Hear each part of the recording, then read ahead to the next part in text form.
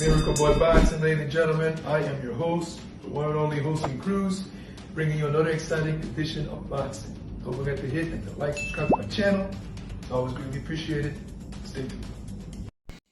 Miracle Boy Boxing, ladies and gentlemen. I am your host, Hosting Cruz, and guys, I am here to talk to you guys about the Subriel Matias versus Roberto Ramirez fight card that's going to take place November 9th in Bayamon, Puerto Rico at the famed Coliseo Ruben Rodriguez.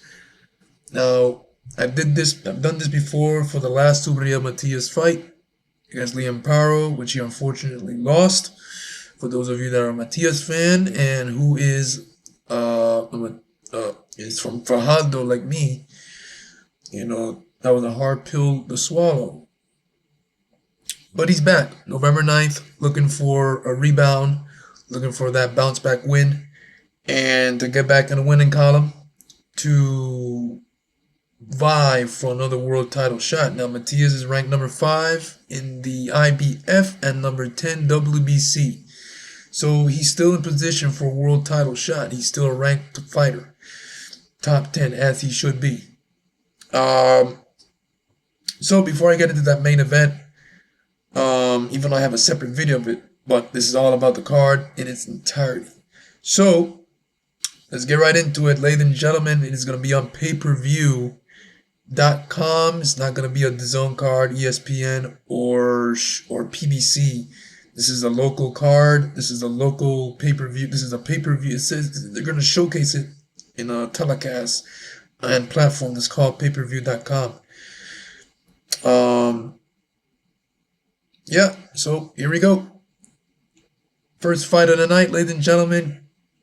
And this is the thing with this card. The entirety of this card is the biggest rivalry in the history of the sport. Mexico contra Puerto Rico. Yeah, there you have it, ladies and gentlemen. You know, when it's Mexico versus Puerto Rico, it rarely disappoints. It's war. It's all about the bragging rights. Which country is better than who, and all about representation of the flag, and just, you know, these are two boxing craze iconic countries with a lot of history behind them, and to have a card that's all about them is just incredible. So first fight of the night, ladies and gentlemen, from Culiacan, Sinaloa, Mexico. Kevin Gonzalez, 27 wins, 1 loss, 1 draw, 14 KOs. Top contender versus Ismael Ortiz de Calle, Puerto Rico. 10 wins, 1 loss, 5 KOs.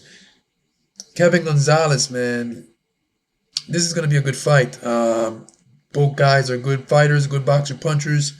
They like to mix it up, which is, you know, Mexico versus Puerto Rico, so that makes sense. You know, that's the ingredients of a tremendous fight. Kevin Gonzalez trains under Panda Nahar for some time now. I was there when, you know, at Manatee when he last fought. Good fighter, man. I was pleased to see what I saw in person. I've seen him on TV. He's a good fighter. Ismael Ortiz, not too familiar with him, but he's 10 wins, 1 loss, 5 KOs. Now, I may have said not too familiar with him, but I've seen some highlights, and he can fight. He can fight. The only thing about Ismael Ortiz that I'm a bit concerned about is he hasn't fought in 2 years.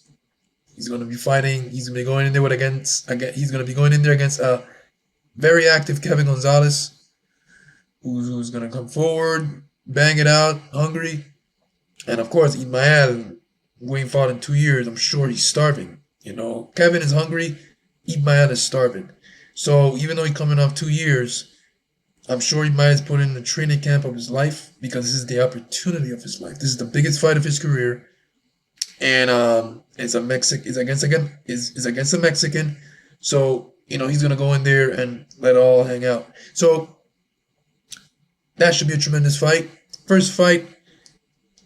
And then now the second fight on the card between is a battle of super middleweights.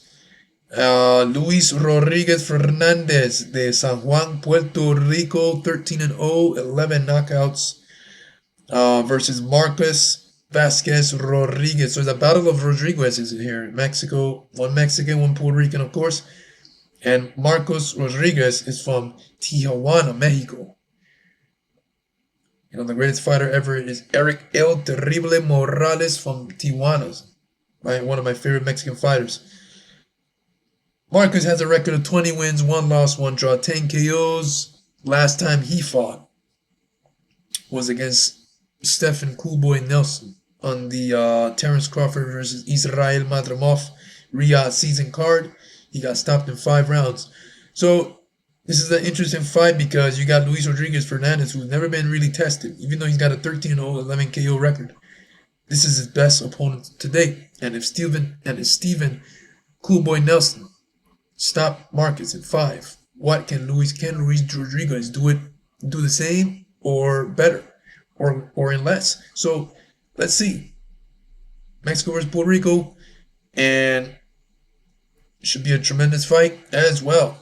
And then we got the third fight on the card in what should be the fight of the night in Alfredo Santiago, 15-2, 6 KOs de Fajardo, Puerto Rico, versus Pedro Campa, 36-3, 1 draw, 24 KOs de Mexico as well, of course. Now, we're all familiar with Pedro Campa. You know, he's been in there with a couple, he's been in there on the ESPN platform a couple times.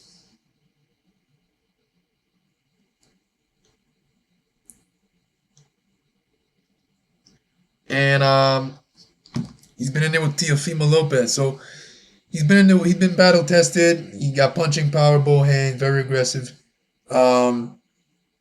Alfredo Santiago, excellent boxer. A respectable pop. He impressed last time I was there on the co-main event for Matias Paro when he fought Angel Ferro, and it was an excellent fight. It was a war, good back and forth. Alfredo Santiago was able to stay in the pocket, box outside, use his skills, use his jab, be able to outbox Fierro to a decision. That was a tough fight. So Alfredo Santiago is going to go in there with Pedro Campa, who's going to be just as big of a problem as Fierro was, or more. And Santiago is going to have to go in there and impress again. He's going to have to go in there and bite down on his mouthpiece because it's going to be a war. Pedro Campa is on a mission. He's not coming to Puerto Rico to lay down, and is against it's a Mexico versus Puerto Rico rivalry. So Pedro's going to he's going to be coming and putting the pressure, mixing it up with Alfredo Santiago. Santiago's going to definitely, I can see Santiago staying right in the pocket like how he did with Fierro, and box as well. You use the same style he did against Fierro, but all in all, man, Santiago better get ready because it's going to be a war. These two guys are going to go at it, and like I said, it is the fight of the night, guaranteed. Then we got the co-main event, which is interesting because this fight, I didn't think it was going to be the co-main event. Javier Cintrón, he's on a comeback after, a few years off from the sport. 12 wins, 1 loss, 6 KOs de Bayamón, Puerto Rico. So he'll be at home, man, not only in Puerto Rico, but in his area of Bayamón, fighting in the co-main event of Subriel Matias. He'll be fighting Rashid Martinez de Monterrey, Mexico. 23 wins, 3 losses, 1 draw, 11 KOs. I look at some tape again at Martinez, and he looks like a problem. You know, he's coming forward, hands up, good power, Mexican coming forward, looking for a fight. And Javier, known as a skilled fighter that he is, and good boxer puncher. He's got good power. He's going to have to use all the tools, man, to get Rashid off of him, because Rashid is going to be coming forward, pressing, and he fights well on the inside as well. So and he's a strong kid. So this is gonna be a good fight as well. I'm not gonna say fight of the night, but you just never know. I'm gonna stick with good fight. I think the fight of the night is Santiago Campa, but never know. It's boxing. But this has the makings to be a good fight for sure. Let's see if it lives up to expectation or surpassed it. Main event. The fight that we all came to see.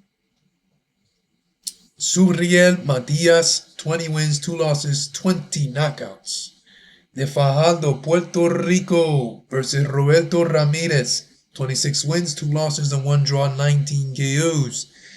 De San Diego, California, of course, Mexican that lives in California. When you know California, Texas, those areas are full of Mexicans. So it's basically Mexico. So if you're in the California area and you're Roberto Ramirez, more than likely you're Mexican. So, and I'm saying that because it's a Mexico versus Puerto Rico rivalry. You got people that are going to say, "Oh, he's not Mexican. He's not living in Mexico." A lot of Mexicans that are full-blown Mexicans are living in California. They just live there. So this is the main event. It's not Subriel Matias is doing what he's got to do. He's taking a fight to bounce back, a tune-up, if you will. And I won't say it's a soft touch because Roberto Ramirez has some skills. He's got a pretty good pop. He's got 19 knockouts and 26 wins. He's tall, he's rangy, and he can present some problems earlier on, especially that Matias is a slow starter. So, and he's Mexican, so, and I've seen some fights. He can bang it out as well. He's not afraid of a firefight. What Mexican isn't afraid of a firefight? And we all know what Subriel is all about. Punches and punches, coming forward, Mexican style, combinations, punches upon punches, tap, tap, tap, boom, tap, tap, tap, boom. So, we're all hoping to see the Matias that we're accustomed to seeing in this fight. 80 punches per round. The gas tank is top tier. A1. No gassing out after the 6th round because that's what happened with the first Petros Ananian and the Liam Paro fight. He gassed out and he was not able to follow up and maintain his pace, and that's what cost him the fight. Matias doesn't get tired at his best. He does not get tired. 85 punches per round. That's what you're going to get.